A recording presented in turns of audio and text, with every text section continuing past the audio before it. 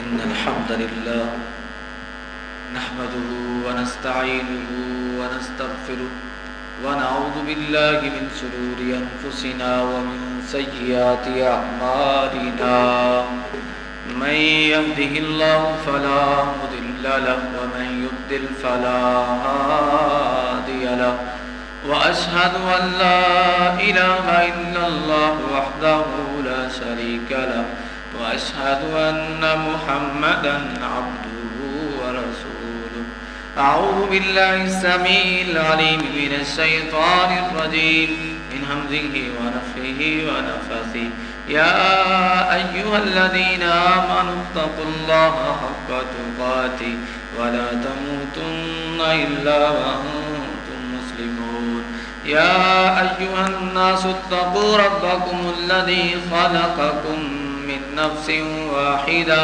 وخلق منها زوجها وبث منهما رجالا كثيرا ونساء واتقوا الله الذي تساءلون به والأرحام إن الله كان عليكم رقيبا يا أيها الذين آمنوا اتقوا الله وقولوا قولا سديدا يصلح لكم أعمالكم ويغفر لكم ذنوبكم ومن يطع الله ورسوله فقد فاز فوزا عظيما أما بعد فإن خير الحديث كتاب الله وخير الهدي هدي محمد صلى الله عليه وسلم وشر الأمور محدثاتها وكل محدثة بدعة وكل بدعة ضلالة وكل ضلالة في النار رب اشرح لي صدري ويسر لي أمري واحلل عقدة من لساني يفقهوا قولي رب زدني علما يقول الله سبحانه وتعالى في القرآن المجيد والفرقان الحميد ومن يبتغي غير الإسلام دينا فلن يقبل منه وهو في الآخرة من الخاسرين اللهم صل وسلم وبارك على نبينا محمد وعلى آله وأصحابه أجمعين سامعین محترم، اللہ تعالیٰ کے ہم پر بے شمار احسانات اور انعامات ہیں۔ اللہ تعالیٰ کی نعمتیں لامحدود ہیں۔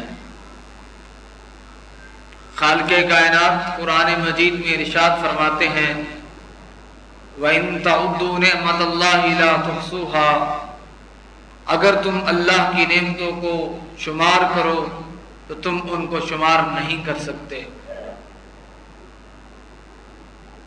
اللہ تعالیٰ نے انسان کو پیدا فرمایا اور انسان کو خوبصورت جسم عطا فرمایا۔ یہ جسم، یہ باڈی، یہ ڈھانچہ، اس کے اعضاء، ہر عضو، ہر جسم کا جز اور حصہ، اس کی بناوٹ رب کائنات کی ایک عظیم اور بہت بڑی نعمت ہے اس انسان کے لیے۔ پھر اللہ تعالیٰ نے آسمان کو بنایا، زمین کو بچھایا، اور رب کائنات نے زمین سے انسان کی خوراک کا، اس کی ضروریات زندگی کا بندوبست فرمایا۔ تو یہ کائنات کا بنانا، اس کا چلانا، اس کے اندر انسان کے لیے مختلف اشیاء کا پیدا کرنا، اللہ تعالیٰ کا آسمان پر سورج کو طلوع فرمانا، چاند کو روشنی بخشنا، ستاروں کا بنانا، یہ ساری کی ساری چیزیں جو اللہ نے کائنات کو سجایا اور بنایا ہے انسان کی خاطر، انسان کے لیے، یہ ساری کی ساری اللہ رب کائنات کی بہت بڑی نعمتیں ہیں انسان کے لیے۔ اور ان میں سے کسی بھی نعمت کو اگر ہم اس کا شکریہ ادا کرنا چاہیں تو وہ نہیں کر سکتے۔ اللہ نے انسان کو بولنے کے لیے زبان عطا فرمائی ہے، سننے کے لیے کان دیے ہیں، دیکھنے کے لیے آنکھیں دی ہیں، پکڑنے کے لیے ہاتھ دیے ہیں، چلنے کے لیے پاؤں دیے ہیں۔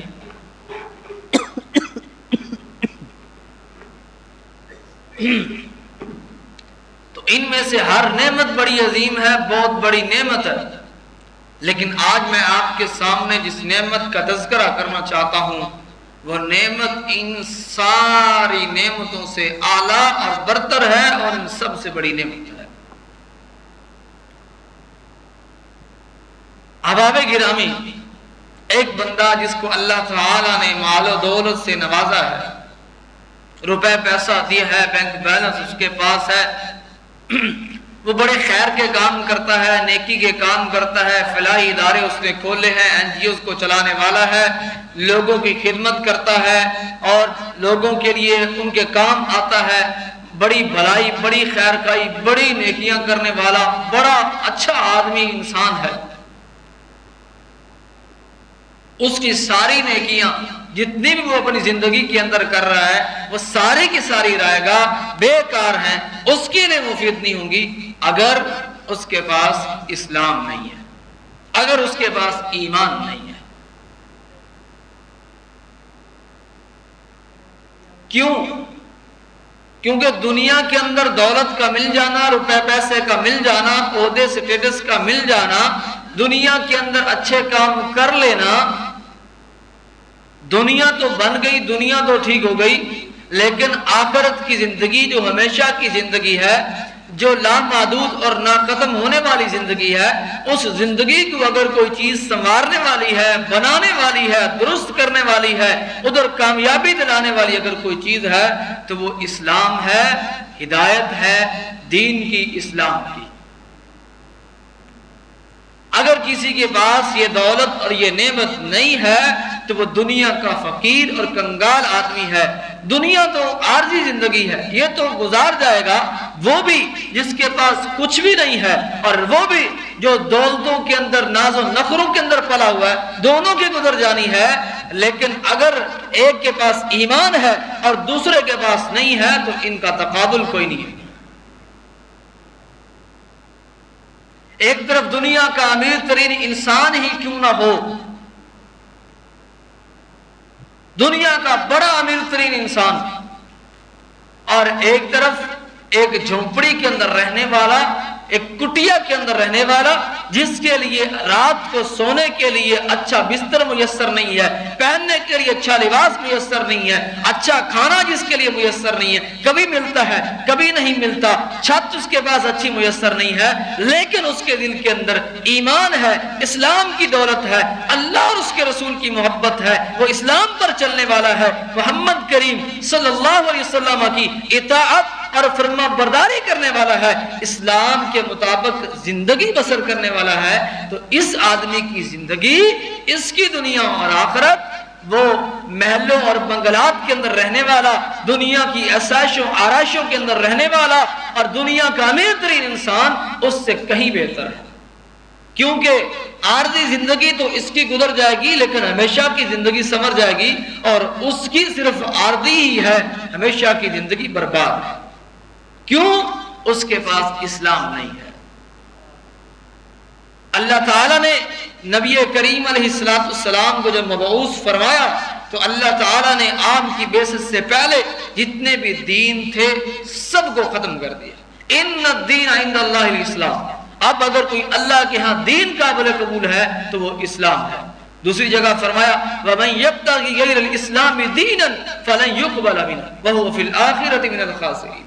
اگر کوئی اسلام کے علاوہ کسی اور دین کو چاہے گا، اس کو اپنائے گا، اس پر چلے گا، چاہے وہ کسی وقت میں اللہ کی طرف سے نازل کردہ ہی کیوں نہ ہو، اللہ کے کسی پیغمبر کی فرما برداری اطاعت اپنے تئیں کیوں نہ کر رہا ہو، لیکن اللہ تعالیٰ نے محمد کریم صلی اللہ علیہ وسلم کی بعثت کے بعد سارے ادیان کو، سارے دینوں کو منسوخ کر دیا، ساری شریعتوں کو ختم کر دیا۔ اب اگر کوئی دین اللہ کے ہاں قابل قبول ہے تو وہ دین اسلام ہے، محمد کریم صلی اللہ علیہ وسلم کی رسالت کا اقرار ہے۔ جو اس دین پر چلنے والا نہیں ہے، چاہے وہ کسی الہامی کتاب کو ماننے والا ہی کیوں نہ ہو، وہ بڑی نیکیاں کرنے والا ہی کیوں نہ ہو، اللہ قیامت کے دن اس کی ساری نیکیوں کو ضائع کر دیں گے، کوئی نیکی اسے بچا نہیں سکے گی۔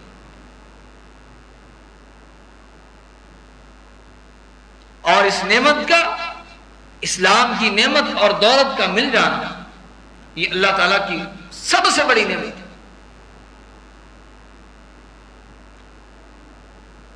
کسی کے ہاتھ نہیں، کسی کے پاؤں نہیں، کسی کی زبان نہیں، بول نہیں سکتا، کوئی سن نہیں سکتا، کوئی دیکھ نہیں سکتا، کسی کے پاس دولت نہیں ہے، کسی کے پاس روپے پیسہ نہیں ہے، بینک بیلنس نہیں ہے، بڑے بڑے بنگلات، کوٹھیاں، محلات، گاڑیاں نہیں ہے، کوئی بات نہیں ہے۔ یہ ساری چیزیں دنیا کی ہیچ ہے۔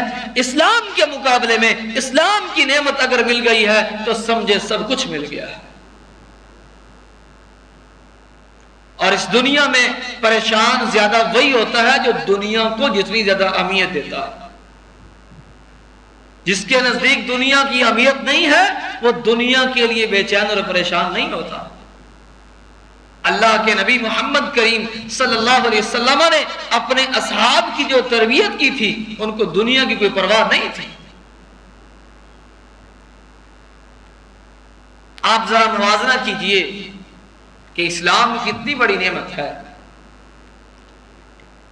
ایک طرف نبی کا خاندان، محمد کریم صلی اللہ علیہ وسلم کا سگا چچا کیوں نہ ہو، قریش کا سردار کیوں نہ ہو، اعلیٰ خاندان سے تعلق رکھنے والا کیوں نہ ہو، امیر ترین انسان کیوں نہ ہو، اور اسی طرح خوب روح خوبصورت کیوں نہ ہو۔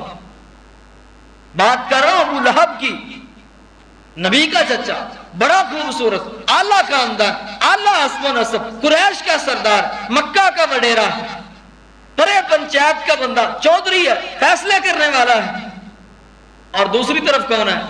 حضرت بلال حبشی رضی اللہ تعالی عنہ، جو حبشہ سے بکتا بکاؤ غلام، جس کی شکل و صورت بھی خوبصورت نہیں، جس کا کوئی اعلیٰ خاندان بھی نہیں ہے، جو کہ وڈیرا اور سردار بھی نہیں ہے، کوئی حسن و جمیل بھی نہیں، حسین و جمیل بھی نہیں ہے، مال و دولت والا بھی نہیں ہے۔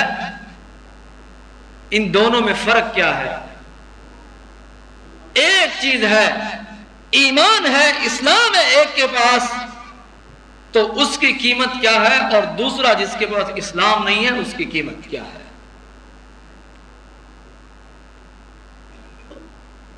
حسین و جمیل نہیں ہے، مال نہیں ہے، دولت نہیں ہے، اللہ خاندان نہیں ہے، کوئی چدراہٹ نہیں ہے، مال نہیں ہے، کوئی بات نہیں ہے، لیکن ایمان ہے، اللہ کے نبی کی محبت ہے، اتباع اور فرما برداری ہے، چلتا زمین پر ہے، رب قدموں کی آہٹ اور اس کی آواز جنت میں اپنے نبی کو سنوا دیتا ہے۔ دوسرا نبی کا چاچا، بڑے اعلیٰ خاندان سے تعلق رکھنے والا، مال و دولت بھی رکھنے والا، حسین و جمیل بھی ہے، چودھری اور وڈیرا بھی ہے، لیکن رب قرآن میں اعلان کرتا ہے تبت یدا ابی لہب وتب ما اغنی عنہ مالہ وما کسب۔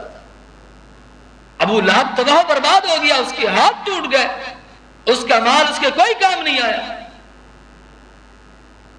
فرق کیا ہے دونوں میں؟ اسلام اور ایمان کا فرق ہے۔ ایمان بندے کو معزز بناتا ہے، عزت دیتا ہے، اسلام عزت دیتا ہے۔ آج اگر اس ممبر پر میں آپ کے سامنے کھڑا ہوں تو اس لیے نہیں کہ میں کسی وڈیرے کا بیٹا ہوں، میرا کوئی بڑا اعلیٰ خاندان ہے، میں کوئی وڈیرا ہوں، مالدار ہوں، نہیں، اگر میں یہاں کھڑا ہوں آپ سے بات کر رہا ہوں، آپ سن رہے ہیں تو صرف اس لیے کہ اللہ کا دین ہے، نبی کریم علیہ السلام کا فرمان ہے۔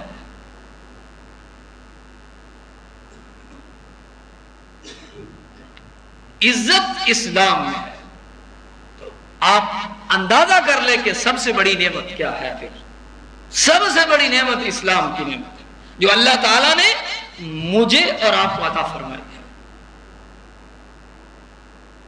آج اس نعمت کے حاصل ہو جانے کے بعد میرا اس نعمت سے کتنا تعلق ہے اور میں اس نعمت کی کتنی قدر کرتا ہوں اور اس کی حساسیت کو، اس کی اہمیت کو کتنا میں سمجھتا ہوں، میرا اسلام سے کتنا تعلق اور کتنا رشتہ ہے۔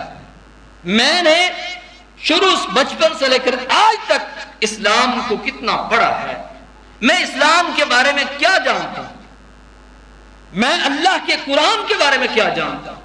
آج ذرا ہم غور کریں اپنے آپ پر، اپنی زندگی کے اندر، کہ دنیا کی سب سے بڑی دولت، سب سے بڑی نعمت، جس سے بڑی نعمت کوئی نہیں ہے، اس کے لیے میری تگدو، میری محنت کتنی ہے۔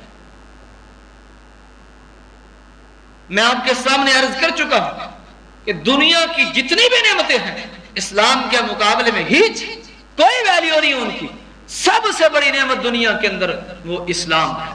ہدایت کا مل جانا ہے, اللہ کی طرف سے دین کی توفیق کا مل جانا ہے, محمد کریم صلی اللہ علیہ وسلم کی اتباع اور فرما برداری کا اس رستے پر چلنے کی توفیق کا مل جانا, یہ سب سے بڑی نعمت ہے. دنیا کی دولت, دنیا کا پیسہ, اس کے لیے میں کتنی محنت کرتا ہوں اپنی اس آرتی زندگی کو, دنیا کی زندگی کو بنانے کے لیے, اور سب سے بڑی نعمت جس کے ساتھ میری ہمیشہ کی زندگی سنورنی ہے اس کے لیے میری کتنی محنت ہے. میں آپ کو ذرا پیچھے لے چلتا ہوں. محمد کریم صلی اللہ علیہ وسلم 40 سال کی عمر ہے, مکہ کے اندر گزاری ہے, اپنے رشتہ داروں میں, عزیز و اقارب میں. ایک دن اللہ کی طرف سے آپ کو حکم ملتا ہے, صفا پہاڑی پر چڑھ کر اللہ کے نبی اعلان کرتے ہیں, لوگوں کو جمع کرتے ہیں. مکہ کے وڈیرے, مکہ کے سردار, آپ کے خاندان والے بھی, دوسرے بھی, سارے لوگ کوہ صفا کے پاس جمع ہو گئے, اکٹھے ہو گئے. اللہ کے نبی پہاڑ کے اوپر کھڑے ہیں. اللہ کے نبی سارے لوگوں سے مخاطب ہو کر کہتے ہیں, اے لوگو, اگر میں کہوں اس پہاڑ کے پیچھے ایک لشکر ہے جو تم پر حملہ کرنے کے لیے تیار بیٹھا ہے, اکنتم مصدقیہ, تم میری بات کو سچا مانو گے؟ سب نے یک زبان ہو کر کہا, اے محمد صلی اللہ علیہ وسلم, ما جربنا علیک کذبا, ہم نے آپ پر کبھی جھوٹ کا تجربہ نہیں کیا, آپ نے ساری زندگی کبھی جھوٹ نہیں بولا.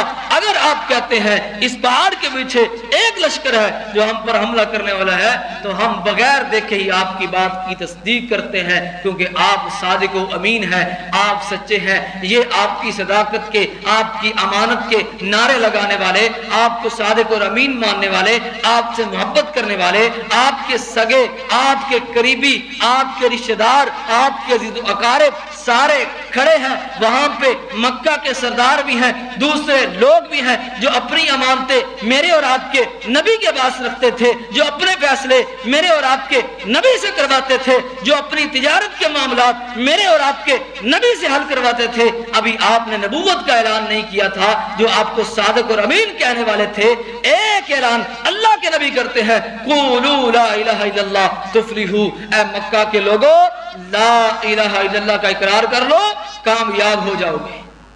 ایک نعرہ, ایک بات, ایک اعلان اللہ کے نبی نے کیا. وہ سارے کے سارے جو آپ کو صادق اور امین کہنے والے, آپ کے رشتہ دار, آپ کے عزیز و اقارب, وہ سارے کے سارے اب دشمن بن جاتے ہیں.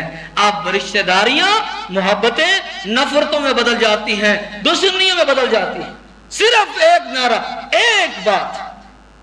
40 سال تک جو صادق اور امین کہتے رہے, صرف ایک بات کی وجہ سے جانی دشمن بن گئے. کون سی تکلیف جو میرے اور آپ کے پیغمبر کو اس لا الہ الا اللہ کی وجہ سے نہیں دی گئی. کھانا پینا بند کیا گیا, شیب ابی طالب میں نظر بند کیا گیا, میرے اور آپ کے نبی کو, ان کے خاندان کو تعلقات ختم کر دیے گئے, معاملات ختم کر دیے گئے. کس وجہ سے؟ اس لا الہ الا اللہ کی وجہ سے. مکہ کی گلیوں میں گھسیٹا گیا, گلے میں رسیاں ڈال کر کس کو؟ میرے اور آپ کے پیغمبر کو مارا گیا, پیٹا گیا, آپ کے اوپر اوجریاں رکھی گئی, آپ کو پاگل, مجنون, دیوانہ کہا گیا, آپ کو برا بھلا کہا گیا, آپ کو گالیاں دی گئیں. کس لیے؟ صرف لا الہ الا اللہ کی وجہ سے. طائف میں اگر میرے اور آپ کے نبی کو پتھر لگے, جسم لہو لہان ہوا, تو کس وجہ سے؟ لا الہ الا اللہ کی وجہ سے. اگر ابو بکر صدیق نے مارے کھائیں, کس وجہ سے؟ لا الہ الا اللہ کی وجہ سے. اگر بلال حبشی نے مکہ کے تپتے صحراؤں پر گرمی کو برداشت کیا, کس وجہ سے؟ لا الہ الا اللہ کی وجہ سے. اگر خباب سولی پر چڑھا تو کس وجہ سے؟ لا الہ الا اللہ کی وجہ سے. اگر خبیب جو ہے وہ کوئلوں پر لیٹا ہے تو کس وجہ سے؟ لا الہ الا اللہ کی وجہ سے. اگر صحابہ نے ہجرتیں کی ہیں, اپنے مال کو چھوڑا ہے, بیوی بچوں کو چھوڑا ہے, عزیز و اقارب کو چھوڑا ہے, اپنی جائیداد کو چھوڑا ہے, اپنی آبائی وراثتی علاقے کو چھوڑا ہے, کس وجہ سے؟ اس لا الہ الا اللہ کی وجہ سے. اگر میرے اور آپ کے نبی کی بیٹیوں کو طلاقیں ہوئی ہیں تو اس لا الہ الا اللہ کی وجہ سے سمیہ کے جسم کے 2 ٹکڑے کیے گئے تو اس لا الہ الا اللہ کی وجہ سے بدر میں 14 صحابہ کرام شہید ہوئے تو اس لا الہ الا اللہ کی وجہ سے احد کے میدان میں 70 صحابہ کرام شہید ہوئے تو اس لا الہ الا اللہ کی خاطر اللہ کے نبی کا دانت زخمی ٹوٹ گیا، اس لا الہ الا اللہ کی خاطر آپ شہید ہو گئے، آپ کے سگے چچا وہ شہید کر دیے گئے، جسم کو ٹکڑے ٹکڑے کر دیا گیا، تو اس لا الہ الا اللہ کی خاطر، اسلام کی خاطر، ایمان کی خاطر کون سی قربانی ہے جو نبی کریم علیہ السلام نے آپ کے صحابہ نے نہیں دی؟ جب آپ نے لا الہ الا اللہ کی دعوت دی لوگوں کو، آپ کو ہر طرح کی آفر دی گئی، مال چاہتے ہو جتنا مانگو گے اتنا مل جائے گا، سرداری چاہتے ہو مکہ کا سردار بنا دیتے ہیں، اگر کسی خوبصورت نوجوان کسی دوشیزہ سے شادی کرنا چاہتے ہو وہ کروا دیتے ہیں، جو مانگو گے مل جائے گا، بس ایک کام کر دو، یہ جو لا الہ الا اللہ کی بات کرتے ہو، اس کی جو دعوت اور تبلیغ کا کام کر رہے ہو اس کو چھوڑ دو، بس ایک مطالبہ ہے۔ یہاں تک بھی آ گئے کچھ ہماری مان لو کچھ اپنی منوا لو،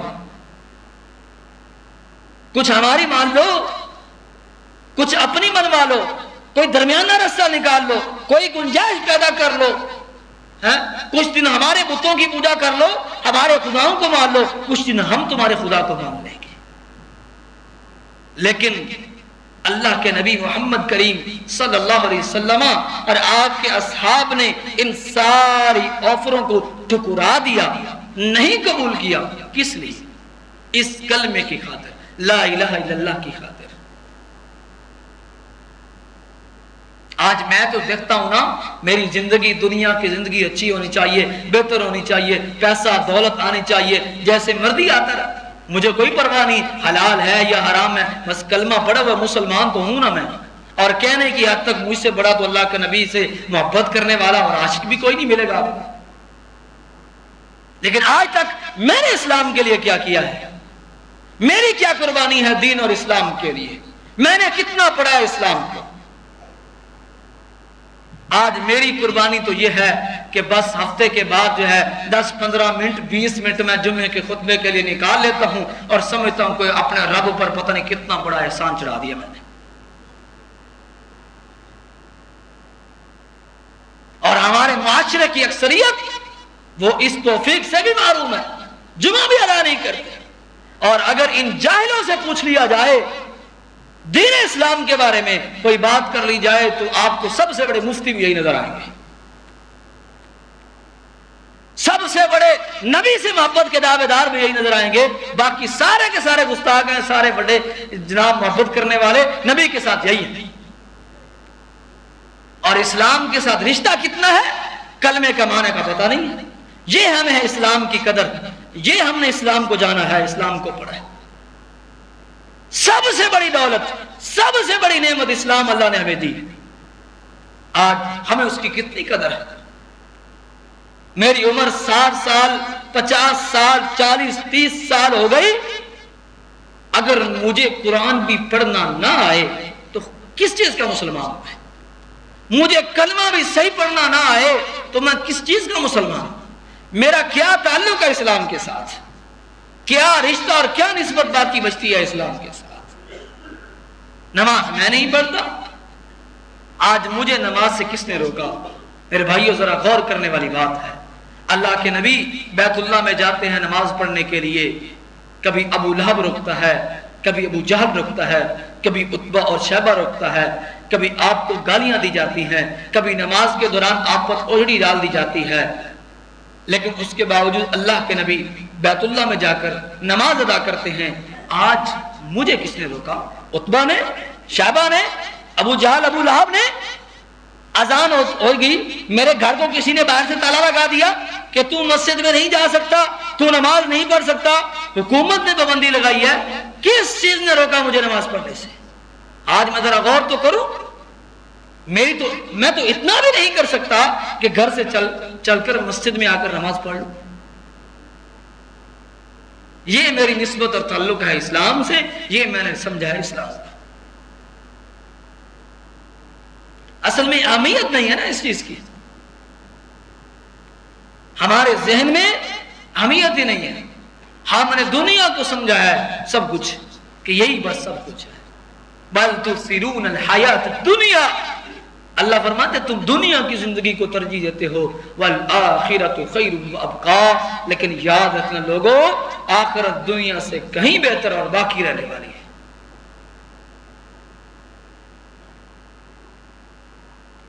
آج یہاں پہ میں ہاتھ کھڑے نہیں کرواتا، کتنے لوگ، اکثریت ایسے لوگوں کی ہوگی جن کو قرآن پڑھنا بھی نہیں آتا، ساری زندگی گزر گئی.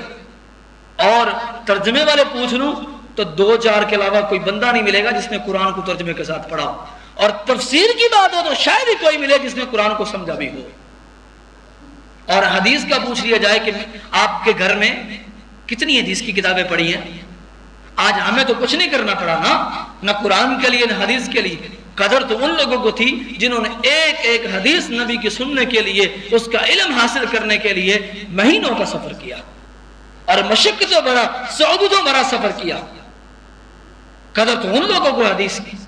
آج تو کتابی شکل میں موجود ہے، بخاری ہے، مسلم ہے، ابو داؤد ہے، ترمذی ہے، نسائی، ابن ماجہ، مسند احمد، ساری حدیث کی کتابیں موجود ہیں، لیکن مجھے پڑھنے کی بھی توفیق نہیں ہوتی. پہلی کلاس سے میں شروع ہوا، ایم اے تک چلا گیا، ساری کتابیں موجود ہیں، بڑی فکر ہے، نوٹس بھی تیار کرتا ہے، بڑی تیاری کرتا ہے، بڑی محنت کرتا ہے، لیکن قرآن اور حدیث کے لیے کتنی محنت ہے. یہ جو اللہ نے جو سب سے بڑی نعمت اور دولت عطا فرمائی ہے، اس کے لیے میری کیا محنت ہے، کیا تقاضا ہے میری. یہ ملک پاکستان جو اللہ رب العزت نے ہمیں عطا فرمایا، ہمارے آباء و اجداد کی قربانیوں سے ملا. یہ کس لیے قربانیاں، جو لاکھوں جانوں کا نذرانہ پیش کیا گیا، آخر کس لیے؟ ان لوگوں کا نعرہ کیا تھا؟ کس نظریے پر وہ متحد ہوئے تھے، جمع ہوئے تھے، اکٹھے ہوئے تھے ایک پلیٹ فارم پر، اور انہوں نے اس بات پہ اتحاد کیا تھا کہ ہم اس ایک ملک حاصل کریں گے. آخر کیوں؟ کیا وہاں ان کے پاس زمینیں نہیں تھی؟ کیا گھر نہیں تھے ان کے پاس؟ کیا وہاں تعلیمی ادارے موجود نہیں تھے؟ اسکول، کالج، یونیورسٹیاں موجود نہیں تھی؟ سب کچھ تھا، لیکن وہاں لا الہ الا اللہ نہیں تھا. اس کے اوپر عمل کرنے کی آزادی نہیں تھی، اس پر چلنے کی آزادی نہیں تھی. اس لا الہ الا اللہ کی خاطر ملک حاصل کیا. اور آج کیا میرے گھر میں لا الہ الا اللہ موجود ہے؟ کیا میری زندگی میں لا الہ الا اللہ موجود ہے؟ کیا معنی لا الہ الا اللہ کا؟ اللہ کے علاوہ کوئی معبود نہیں، اللہ کے غیر سے نہیں ہوتا، اللہ سے ہوتا ہے. اور آج میرے کتنے رب ہیں؟ کہنے کو تو میں مسلمان ہوں اور میں لا الہ الا اللہ بھی پڑھتا ہوں. خواہشات کا میں غلام ہوں، اپنی خواہشات کا. معاشرے کی رسم و رواجات کا میں غلام ہوں، آباء و اجداد کی تقلید کا میں غلام ہوں، اور مال و دولت کا پجاری میں ہوں، عہدوں کا پجاری میں ہوں. یہ سارے بت، یہ سارے جو خدا بنائے ہوئے میں نے، اور میں سمجھتا ہوں کہ میں لا الہ الا اللہ کا اقرار کر کے بس یہی اسلام ہے، یہی توحید ہے، یہی اس کا مطلب ہے. زبان سے کہہ بھی دیا لا الہ تو کیا حاصل؟ دل و نگاہ مسلمان نہیں تو کچھ بھی نہیں. تو غور کرنے کی ضرورت ہے کہ آج میں کہاں کھڑا ہوں. محترم بھائیوں، یہ جو اللہ تعالی نے زندگی دی ہے، یہ بھی اللہ کی امانت ہے، اور وہ مالک کسی بھی وقت چھین سکتا ہے، کسی بھی وقت یہ واپس لے سکتا ہے. یہ نعمت جو رب نے دی ہے، اسلام کی نعمت، یہ اللہ کسی بھی وقت لے سکتا ہے. کتنے لوگ دنیا کے اندر آئے تو مسلمانوں کے گھروں میں پیدا ہوئے، لیکن جب دنیا سے گئے تو اسلام پر نہیں گئے، مرتد اور بے دین ہو گئے. اگر اس نعمت کی میں قدر نہیں کروں گا تو جو اس رب نے دی ہے وہ چھین بھی سکتا ہے، واپس بھی لے سکتا ہے. تو اس لیے ضرورت اس امر کی ہے. آج اگر اللہ نے موقع دیا ہے، مہلت دی ہے، میرے پاس فرصت ہے، تو آئیے اسلام کے لیے کچھ کیجئے. اس کی دعوت اور تبلیغ کے لیے، اس کی نشر و اشاعت کے لیے. آج عالم کفر اپنے کفر کو، گمراہی کو پھیلانے کے لیے کس قدر کوشاں ہے، لیکن کیا میں اسلام کو پھیلانے کے لیے اس قدر کوشاں ہوں؟ کیا میری کوششیں اتنی ہیں جتنی عالم کفر کی، کفر کو، گند کو پھیلانے کے لیے کوششیں ہیں؟ کیا میری خیر کو، اچھائی اور برائی کو پھیلانے کی اتنی کوششیں ہیں؟ क्या कुरान और हदीस को फैलाने की मेरी उतनी कोशिश है? आज तो हर बंदे के पास मोबाइल मौजूद है, कुरान डाउनलोड कर सकते हैं आप, उसकी तर्जुमा तफसीर हदीस की किताबें आप अपने मोबाइल में रख सकते हैं, आपकी जेब में मौजूद है, किसी भी वक्त निकाल कर पढ़ सकते हैं, मुताला कर सकते हैं। सब कुछ आसान हो गया, लेकिन उसके बावजूद अगर हम महरूम रहें, अगर हम दूर रहें, तो यकीनन इससे बड़ी बदकिस्मती, बदबख्ती और इससे बड़ी महरूमी कोई नहीं है कि सब कुछ होने के बावजूद भी मैं दूर रह जाऊं, मैं कुछ सीख ना पाऊं, कुछ समझ ना पाऊं। तो आइए आज से अहद कीजिए कि हम हकीकी मुसलमान बनने की कोशिश करेंगे, ला इलाहा इल्लल्लाह का माना समझकर अपनी जिंदगी के अंदर उसको अपनाने की कोशिश करेंगे।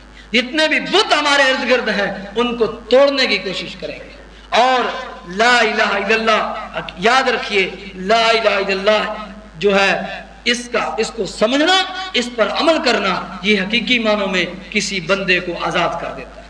ला इलाहा इल्लल्लाह की गुलामी दर हकीकत आजादी है, सारे गैरुल्लाह से आजादी है, सारे खौफ और डर खत्म हो जाते हैं ला इलाहा इल्लल्लाह से, इसके इकरार से, इसको समझ लेने से।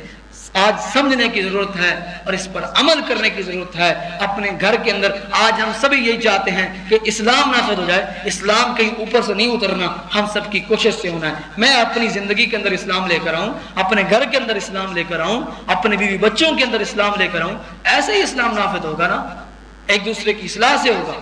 यूं ऊपर से हम चाहते हैं कि बैठे बिठाए भी ऊपर से मुसल्लत कर दे हम पर इस्लाम, ऐसे नहीं होगा। तो आइए आज से याद कीजिए, कुरान को पढ़ेंगे, इसको समझेंगे, तर्जमा तफसीर के साथ सही पढ़ने की कोशिश करेंगे और हम हदीस का मुताला करेंगे, दीन को समझने की कोशिश करेंगे, दीन के लिए अपना वक़्त निकालेंगे। अल्लाह ताला हमें इस नेमत की कदर करने की तौफीक अता फरमाए। अल्लाह हमें कुरान को समझने, हदीस को समझने और समझकर अमल करने की तौफीक अता फरमाए। अल्लाह जब तक जिंदा रखे दीन इस्लाम पर, जब मौत दे तो ईमान की हालत में शहादत की मौत अता फरमाए। वाक़ूलु क़ौली हाज़ा व अस्तग़फिरुल्लाह ली व लकुम व लिसाइरिल मुस्लिमीन। जज़ाकुमुल्लाहु खैरन।